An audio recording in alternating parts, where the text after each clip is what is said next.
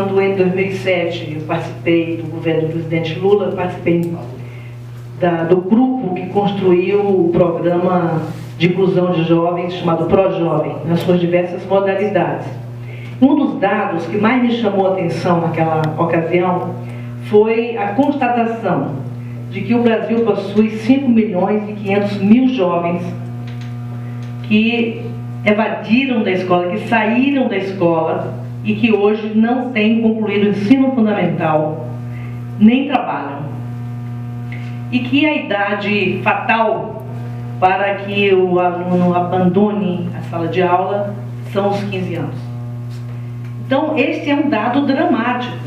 O que esse dado demonstra?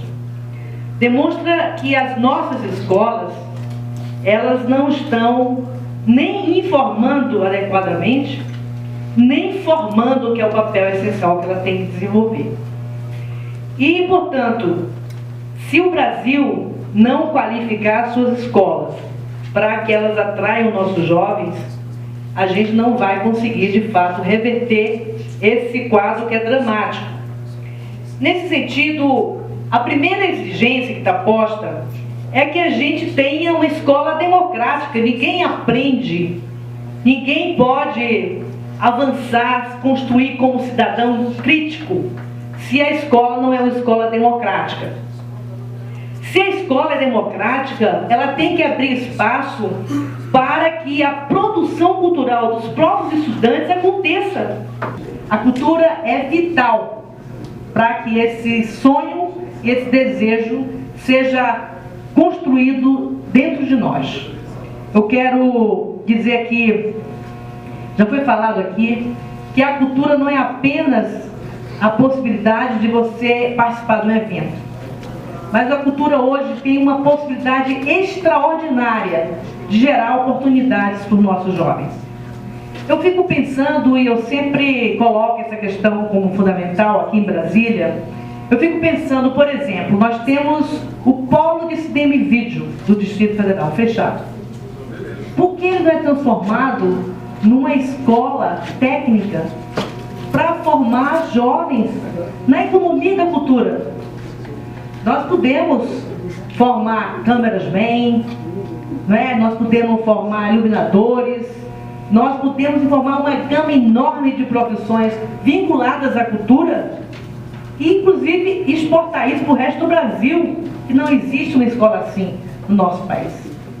Nós podemos disseminar os pontos de cultura em todas as cidades e podemos criar espaços para que os jovens que produzem hip hop, por exemplo, possam gravar o seu disquinho ali e, quem sabe, vender mesmo para aquela comunidade próxima. Essa é uma forma de gerar oportunidade, de gerar renda para a nossa juventude. Então, as possibilidades que a cultura traz para a juventude são inúmeras e nós temos que investir nisso.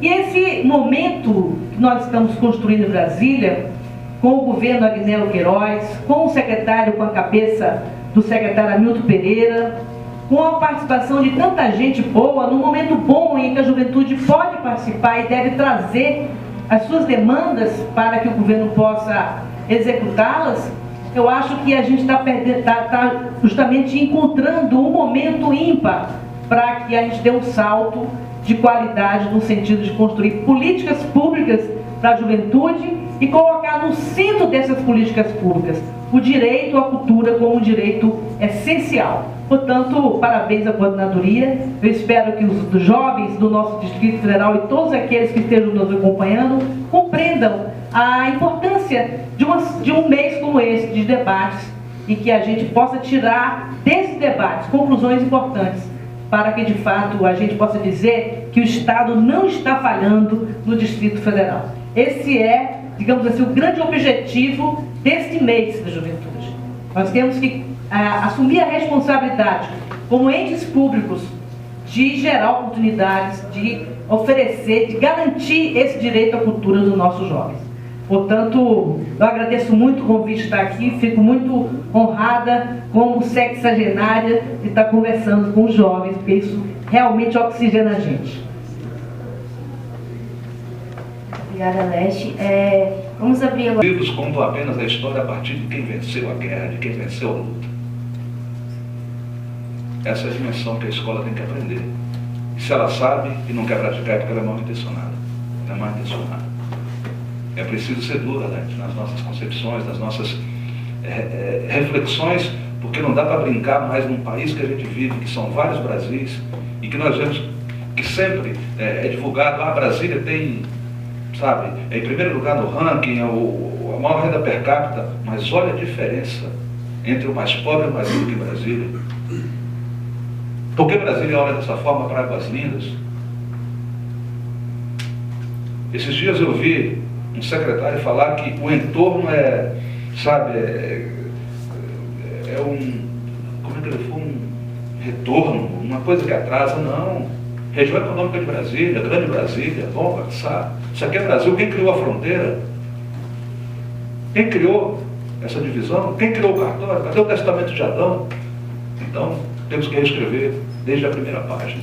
E a escola tem que escrever muita coisa e participar disso, mas de forma que ela se sinta ou se faça realmente presente, não simplesmente conivente. O nosso governo aqui, de 95 e 98, foram muito importantes para despertar o interesse de muitos jovens nas escolas, né, pela arte. E hoje esse projeto está sendo reiniciado no governo Agnello, com o encontro dos jovens com a cultura. Então, esses são fatores essenciais: uma escola democrática, uma escola aberta e um governo que entenda a necessidade de juntar duas coisas para que a escola não apenas informe, para que a escola possa formar cidadãos críticos, né? Para que a gente tenha no futuro adultos capazes de tomar em suas mãos o destino do nosso país. Essa é a essência, né, do que a gente entende como sendo o papel das nossas escolas. E, evidentemente, uma escola atrativa, porque, como aqui foi dito, ninguém quer mais assistir uma aula sentado numa cadeira, às vezes desconfortável, com o professor dando aula no quadro branco, né? Porque aqui em Brasília o quadro é branco, não é mais quadro negro. Então, se não trouxer para as escolas as novas tecnologias que permitem ao jovem adquirir conhecimento muito mais rapidamente do que aquele conhecimento acumulado pelos professores, a gente não vai fazer com que a escola cumpra o seu papel. Então esse é o grande desafio que nós temos. Estou pelo Twitter, quero dizer que a gente já tinha falado antes e a gente defende de maneira veemente que a educação e a cultura têm que caminhar juntos. E acho que hoje o governo brasileiro tem essa compreensão. Eu recentemente ouvi a presidenta Dilma falar publicamente que nós precisamos fazer uma revolução cultural no Brasil. Isso é absolutamente necessário num país que conseguiu tirar da extrema pobreza 28 milhões de brasileiros, que conseguiu fazer com que 30 milhões de brasileiros ascendessem, mudassem, tivessem mobilidade social, saísse da classe D e E para a classe C. Mas nós não fizemos esse processo de mobilidade ser acompanhado justamente pela construção de valores que permitam a essas pessoas todas terem acesso à cultura e terem condições de compreender todo o processo que está acontecendo no Brasil. Aqui em Brasília a mesma coisa acontece. Você vê, Gog já falou sobre isso, nós vivemos numa cidade que tem o maior PIB per capita do Brasil, mas também é a cidade mais desigual do Brasil. E essa desigualdade é difícil de ser combatida. No governo Agnello, nós vamos conseguir eliminar a extrema pobreza em Brasília. A gente vai conseguir avançar muito na saúde, na educação, mas sem dúvida não vamos conseguir reduzir significativamente a desigualdade social. Porque quando a gente compara os altos salários de algumas categorias do serviço público federal e local, a gente nunca vai conseguir fazer com que o salário mínimo, ou então os recursos da transferência de renda que são feitas aqui no Distrito Federal, alcancem a possibilidade de ampliar, de diminuir, de reduzir essa distância entre quem ganha mais e quem ganha menos. Portanto, Brasília é uma cidade desigual, Brasília é uma cidade que cria um fosso quase insuperável entre os jovens da nossa chamada periferia, não é? E os jovens da classe média alta, aqui no plano piloto.